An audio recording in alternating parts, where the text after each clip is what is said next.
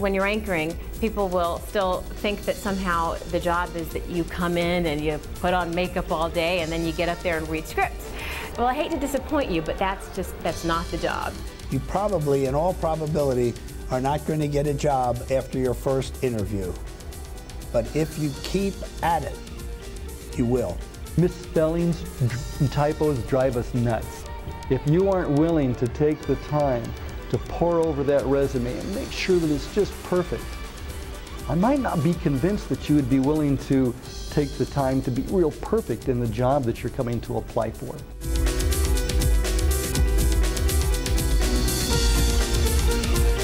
This group here sitting on either side of me is a special group because they have given up a beautiful Saturday morning here in Denver to help you, guide you, make suggestions, and point you in the right direction in order to join them in our industry. Broadcasting is I can't think and have not been in any other business. It's a marvelous career for all of you to look forward to, and regardless of what career path you want to take into the industry, whether it's radio or television or a mixture of the two, whether it's in production or news or sales, I know that you'll have just a challenging and invigorating time. One of the best pieces of advice I remember getting from one of my college professors who had also worked in the industry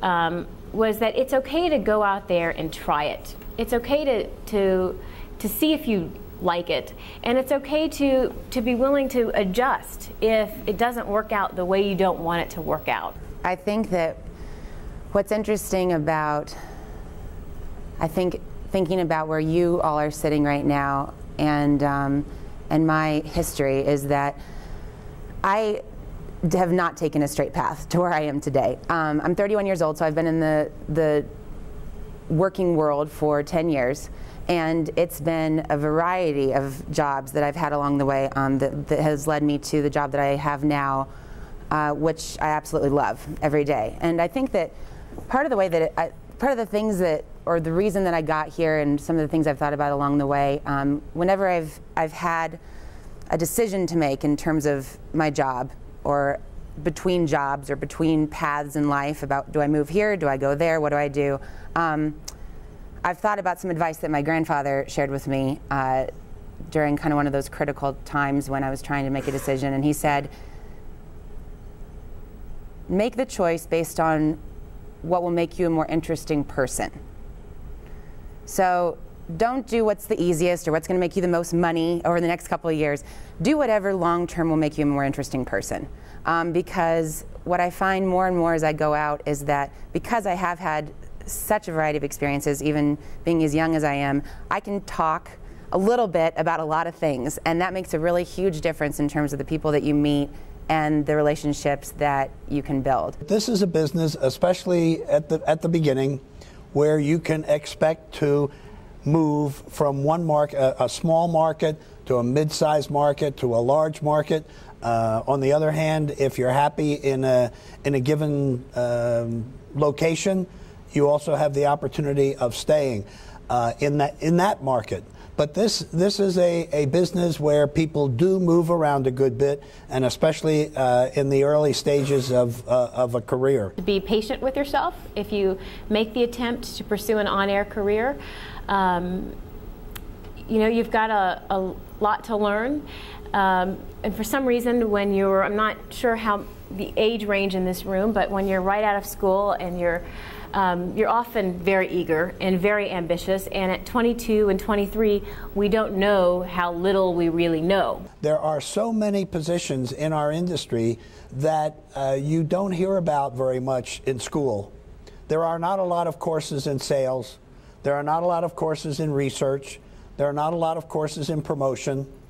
You have a lot in writing, you have a lot in news, you have a lot in production. But there are so many other aspects of our business. The point that Lou made about sales could not be more true in my mind. I think that sales can offer a fast track in just about any industry.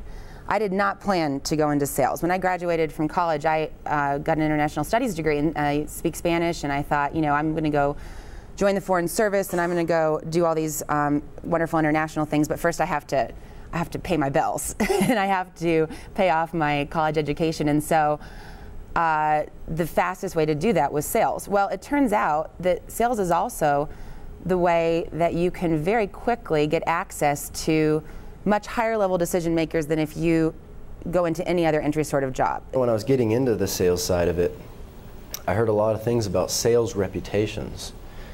Tracy mentions we're always knocking on the doors and the phone calls, and the average business owner gets bombarded by salespeople day in and day out. But don't listen to any of that negativity, because salespeople are not only focused on the money. And I mean, some are, but you have to create your own reputation. Who do you want to be as a salesperson? You'll have to swallow your pride a lot, actually, and kind of go with the flow of the business, but stay true to yourself. You don't have to be that annoying salesperson that nobody likes. You can be that nice salesperson that offers something that truly will help someone's business grow. You're going to need to experiment is key. You're going to need to keep an open mind and allow that path sometimes to, as I said, maybe choose itself for you. Sales gives you an ability to really interface, I think, with folks that otherwise you wouldn't have the opportunity to do, and that has, I think, given me an ability to fast track in a lot of different ways my career. I think it was Tracy who was talking about just showing up. I told her she stole my line earlier today, but I think it was Woody Allen that says 80% of life is just showing up. Well, you know what? There's really some truth to that. You better show up with the chops, okay? You know, with the know-how, and I think again the enthusiasm and the creativity. There's no question about that. But some folks just don't show up. You know, literally, okay? Either they're not on their game mentally, or perhaps they just lack that spark of enthusiasm, or they literally aren't there on the clock. In any job, before you've had it, you go, what does that person do all day long? I mean, what does that job mean? What is, like, they get there and they spend 8 hours or 10 hours or 12 hours doing what? Like, how, you know, and I mean, I think that about everybody else's job too. I don't know what I do all day. I don't know what other people do all day. But the funny thing is, whenever you get a job, and I can tell you this, even if you don't really know what it's about and it's kind of daunting and it sounds like, gosh, that job description is like, I don't know how to do that, you'll figure it out.